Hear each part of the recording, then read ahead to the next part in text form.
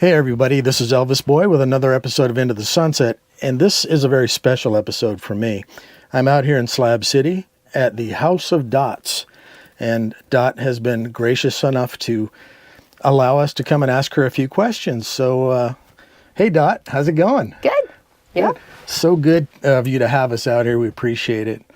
And first of all, thanks for allowing us to sit down with you. Viewers have a lot of interest in both the world you've created for yourself as well as the slabs in general. Mm-hmm. How's everything? How did you fare with the series of recent storms that we had? I actually fared pretty well. The way that I've designed my camp, it's a lot of trailers. It's made up by, significant heavy stuff, and everything's kind of anchored in a way. So from a wind perspective, not too bad. And then from a rain perspective, I'm on sand. Now I've got a pretty good idea what's below me, and it's a lot of like clay stone that has a lot of holes in it that is really good at draining.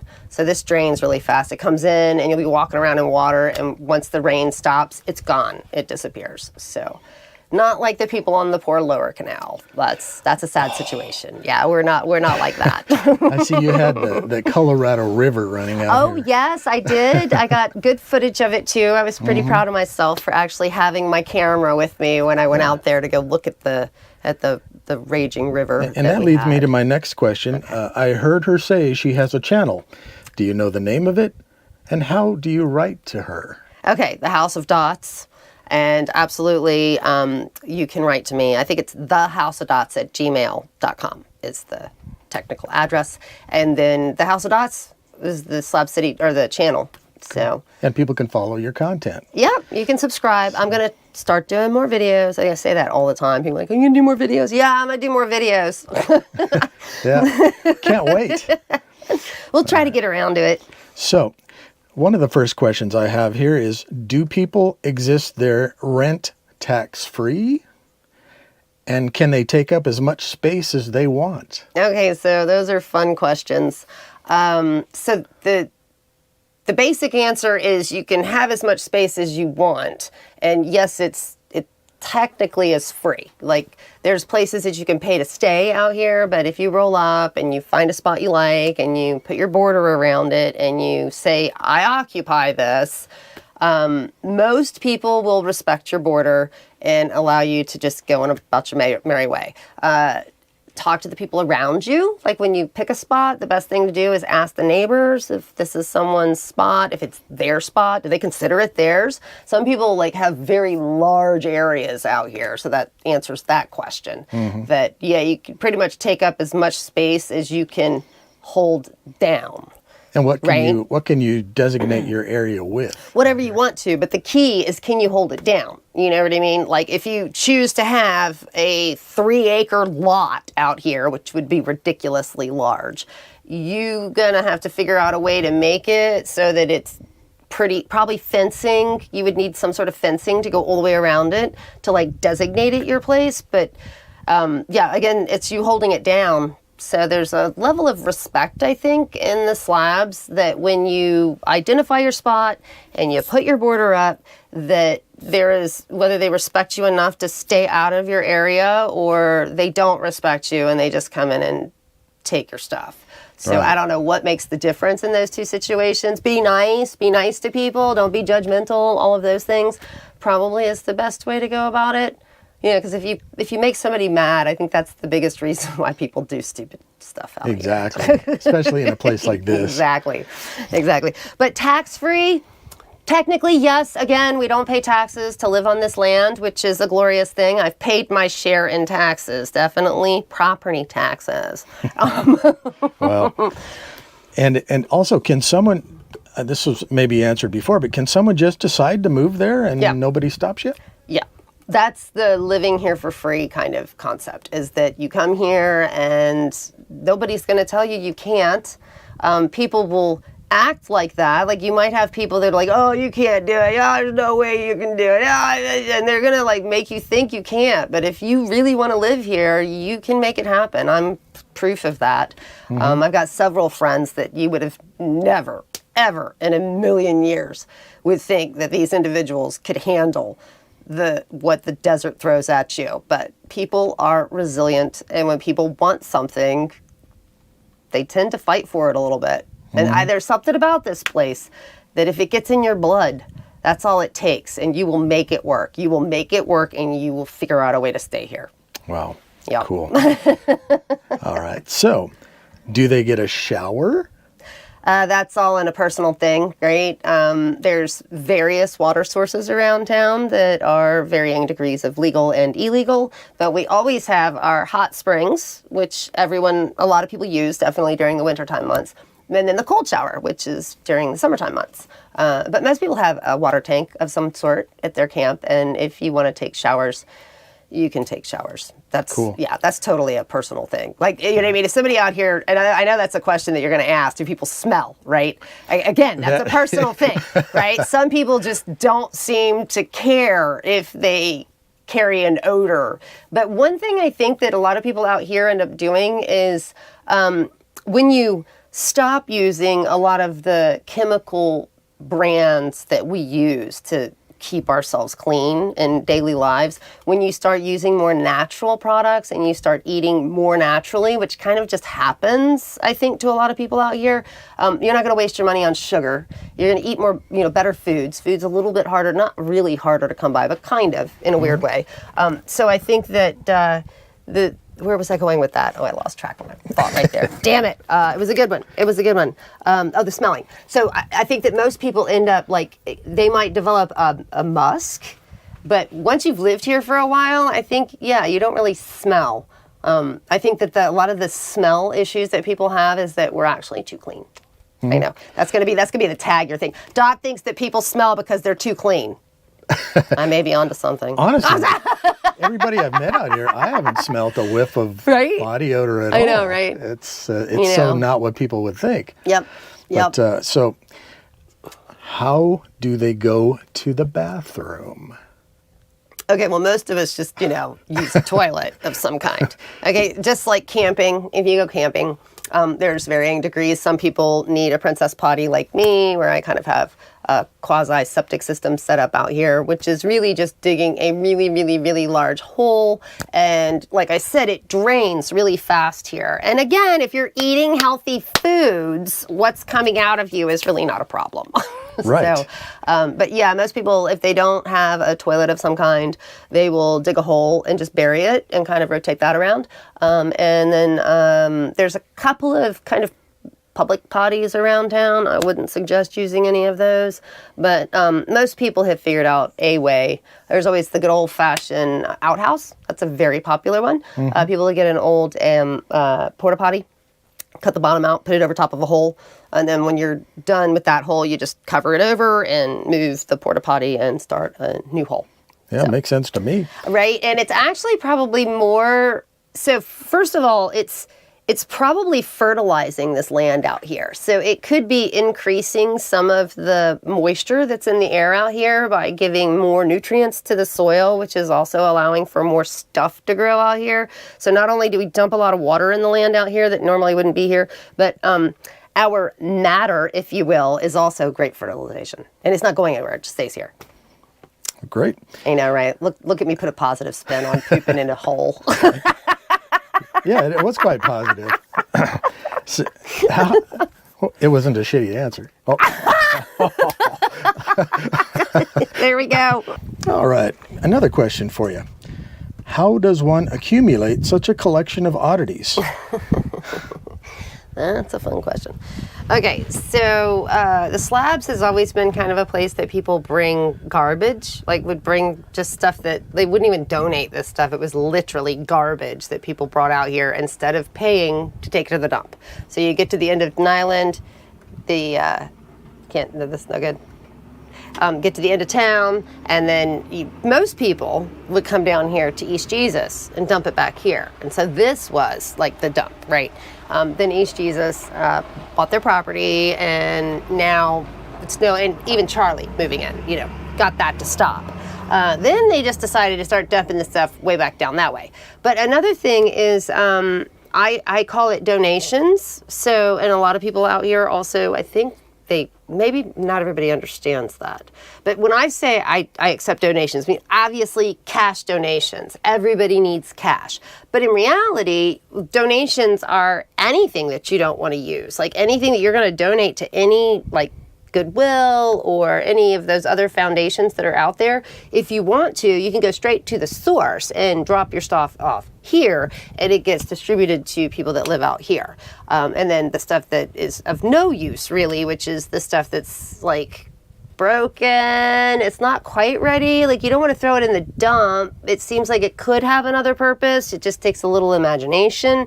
That's the stuff we really love, because that's the stuff that we make into artwork, which is where you end up with a lot of stuff, because for that one little thing that might be in that pile, I'll take the whole kitty and then just deal with it and have to, like, you know, have little piles around until I can come up with something clever to do with whatever it is that someone's given me. Like old Barbies. Old Barbies, silverware, glasses, plates, pans, pots and pans. So I have a ton of pots and pans right now that are like, you know, the coating on them, once that gets scratched, technically, you're supposed to throw your pan away, which is ridiculous because that scratch is super flippin' easy.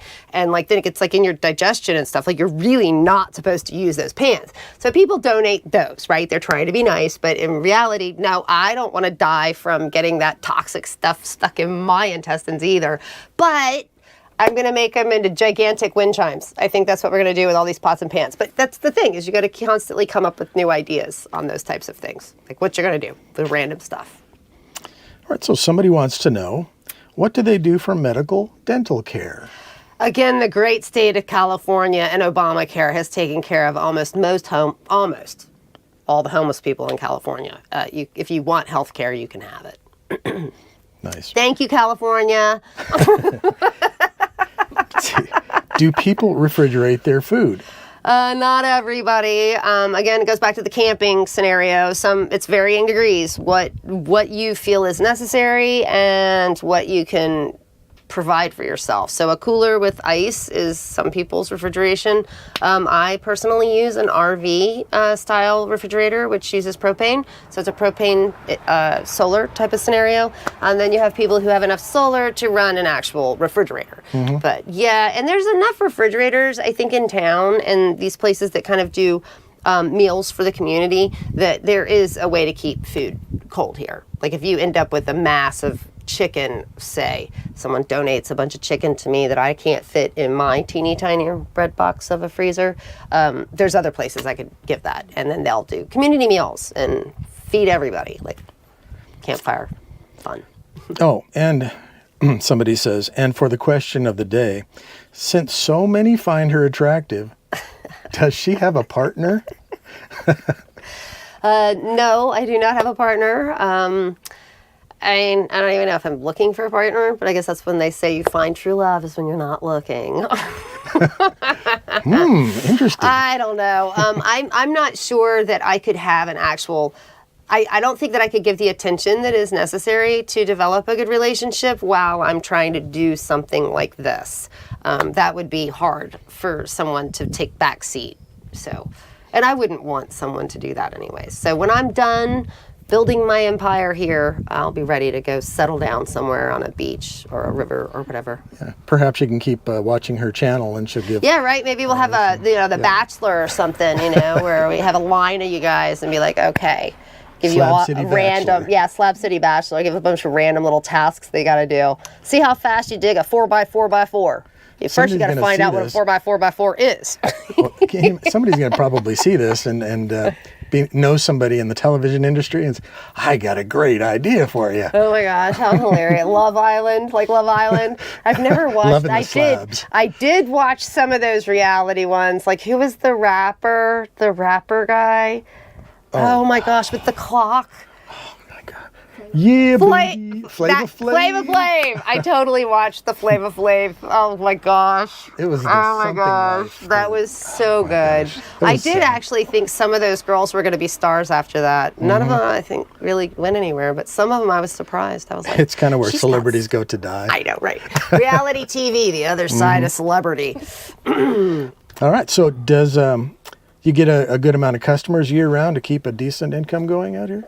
It's like a lot of tourist things. You have to be like a little squirrel and save your nuts for the days when it's dry. Right. Yeah. Right. So. Have you seen any rattlesnakes out here? I actually just had a rattlesnake in my camp. Yeah, I did not know. I learned some things about rattlesnakes. This was kind of some fun facts about rattlesnakes. So I don't think I actually have a rat problem here, but when I came into my living area and saw this rat that my cat was like tugging on the leg, I'm like, look at my cat killing a rat. Didn't even know I had rats. Well, no, I don't have rats. I think one of my neighbors have rats, and a rattlesnake will bite the rat, and then the rat takes off, right? They don't die right away. And then the snake goes on a hunt after the sun goes down to find his rat. So he found the rat underneath my couch in my living area. So I go in to make my dinner, and I immediately hear the rattle, rattle, rattle. And you're like, wait a minute, was that a rattlesnake? And then I banged a chair a couple times. Sure enough, yeah, it was a rattlesnake. And I just vacated the area, let him have his rat. I think the cats even were like, yeah, that's your rat. And just hung out in my bed area until the next morning. And then he was gone. But I think they're roamers. I don't think they like hang out anywhere. I think that they're just kind of always on the move, I think. Mm-hmm. Yeah. And this question probably doesn't pertain to anyone, but one of my viewers, he has a YouTube channel, Bubba and Oatmeal's Adventure Team. Right on. And it's a guy who goes out hiking and spends a lot of time with his beautiful dog Oatmeal. And his question was, Oatmeal wonders if the world famous Marty the Party has ever gotten into that pool. No. Now, the only dogs that have ever gotten in that pool is my dog, Joyce. And Joyce does like to get in it with me. She will not get in it on her own. Yeah, having it up high like that, I think a lot of dogs didn't actually know that it was a pool. Because I think if they did, some of these dogs, there's nothing I could have done to keep them out of it. I mean, that's just how dogs are. But yeah, and Marty the Party never got in it. And Marty the Party has moved on with Jack. Jack is now living somewhere else. I'm not going to disclose the location because he has requested that we don't do that. But yeah, he's way out east, living in the mountains out there. Nice. So, yeah, and Marty's there with them. So yeah. It was nice how he did the cat rescue out here. Now I'm technically the cat rescue. I was always the cat adoption place. Like I'm the only. Oh, I just covered up the microphone. But yeah, I was always the place that, like, if you have kittens here, I have a sign that says free kittens. It's like, come do a tour of the camp and get a free kitten. There you go. Come on out to Dot's house. Let's see. Were you ever married? I was. Yeah. I have 2 kids. Yeah. And that was the next one. Do you have any children? I do. And my kids are doing great. They're off. I'm an empty nester. I have retired technically from my previous career that I don't ever want to go back to, even though people in my previous career think I am insane. I think they really do think I'm insane. I'm sorry. And what do you do for internet? Oh, again, thank you, Verizon. Although Verizon's they're kind of not that great out here, to be honest. And I'm going to be honest about it because I spend many days where I don't have any internet. Now, I just use it as an opportunity to cleanse a little bit. But it would be super annoying if I was relying on them for my internet, really relying on it. That'd be really annoying because it gives emergency calls all the time. You're just like, what? We blame it on the Army, but we've also got Starlink and HughesNet, I think. There's several satellite companies and things out there. So if you want the internet, you can pay for it. Nice.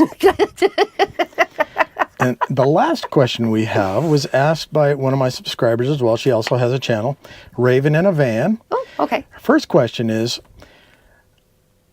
do you ever see yourself leaving your home in the Slabs? Oh, absolutely. Yeah, I've kind of been a lifetime nomad.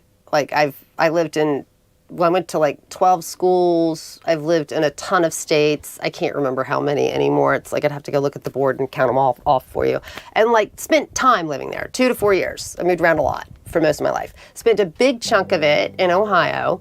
But yeah, I don't think that I'll be here forever. This is just a stop in the road. One of my many careers, if you will. We'll see what happens next, you know? I don't know. And her second question is, where would be your second choice to live? Right now, considering how much stuff I have and as much as I love all of my stuff and I love being able to use it to be creative, it also adds a certain amount of stress to you, like especially when we have a big rainstorm. Oh my gosh, things that you lose, you feel bad. I would like to have more, just get on one of these trails, Appalachian Trail, Pacific Coast, one of them, and just kind of like live with like a backpack full of stuff and that's it. And just have like literally that real minimalistic lifestyle that I kind of want to try. I want to just see how little I can live with and be happy.